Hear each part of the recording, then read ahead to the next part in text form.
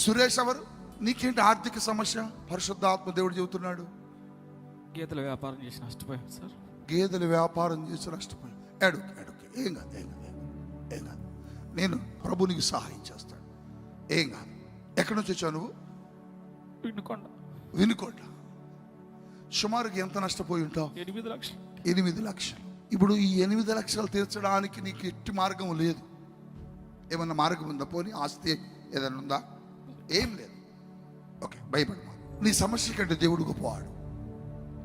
నీ అప్పు కంటే దేవుడు బలమైన వాడు. నీకు దేవుడు సహాయం చేస్తాడు. నువ్వే మాత్రం భయపడకు. నా చేతులతో నీకు దేవుడు ఒక ధనాన్ని ఇమ్మంటున్నాడు. నేను ఇస్తాను నీకు కూడా. పరిశుద్ధాత్ముడు చెబుతున్నాడు, ఆ ధనం నీ చేతిలో మల్టిపుల్ అవుతుంది. అంటే అది కోట్ల రెట్లుగా మారి నీ చేతిలో నీ అప్పు తీర్చబోతుంది. గట్టి చపడగొట్టండి. సురేష్, ఇది నీ కుడి చేతితో పట్టుకో. పరిశుద్ధాత్ముడు నీ చేతిని తాకుతున్నాడు. నీ చేతుల్లో ఉన్న ధనం మల్టిపుల్ అవుతుంది. నీ వ్యాపారమును దేవుడు కొత్త రూపంలో తీర్చిదిద్దబోతున్నాడు.